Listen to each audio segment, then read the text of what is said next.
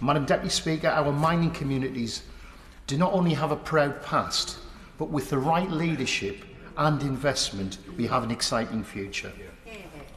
It's certainly true that after 14 years of Conservative government, Coalfield communities have been left grappling with relentless austerity and a rigged levelling up agenda, which in practice meant resources never reached the places in my community that needed them most. Today, I want to talk not only about the challenges our community face, but about the potential within them, the potential to drive economic growth, attract investment and create jobs that can transform lives and revitalise local economies. 30 years after the pit closures, the talent, resilience and ambition of our Coalfield communities remains undiminished. This isn't just about righting the wrongs of the past, it's about harnessing that energy in the community to build a stronger, greener and more prosperous economy. I must say something about the British Coal Staff Superannuation Scheme.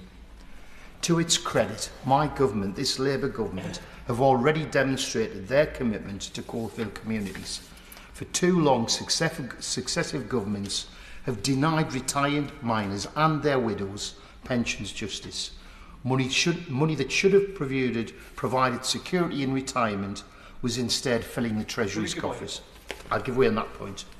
I'm grateful to him for giving way, and he generously thanked Coalfield MPs. But I would like to repay the compliment to him, because I think his leadership on the Mine Workers Pension Scheme has been absolutely exemplary. We're all very happy to support him as the chair of the APPG, and I want to on record how important a part he played in that significant commitment this government made. My honourable friend's very kind and generous, and I do thank him for that.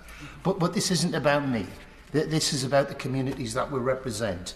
And I think we have to give credit that at the recent budget, the current Chancellor righted the wrong on miners' pensions, on the MPS, and delivered Labour's manifesto commitment on the Mine Workers Pension Scheme surplus.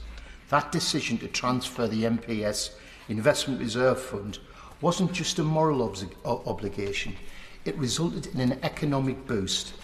In my constituency, Madam Deputy Speaker, this decision is injecting £5.6 million into the local economy every year through increased pension payments for the 3,755 MPS members, retired miners and widows in East Durham.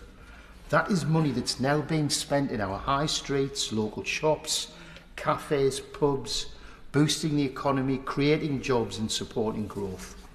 However, this pension justice issue is only partially settled.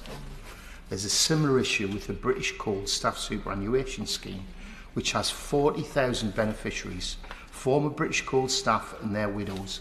And since 1994, the government have taken out £3.1 billion from this scheme without contributing a penny.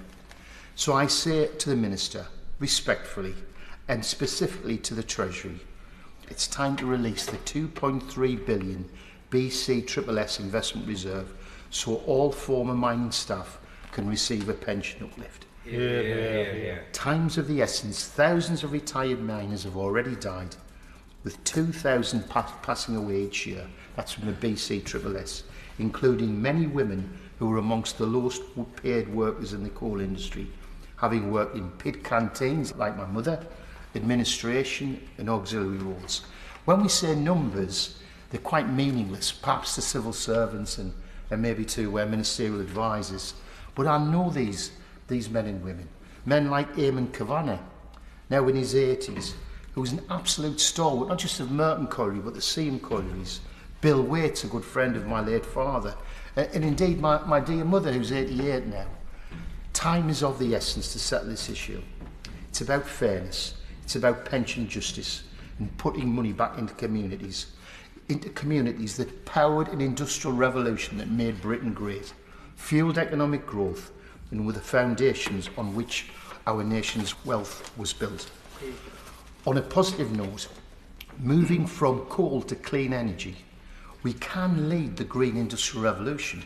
The closure of the coal mines marked the end of an era, but just as we powered the last industrial revolution, it's now time for our communities to lead the next one. as we transition to a clean and green economy.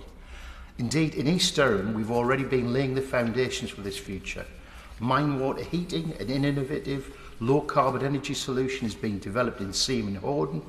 If properly supported, it could provide sufficient heat for all properties in the UK's coalfield areas, offering a sustainable and affordable alternative to traditional energy.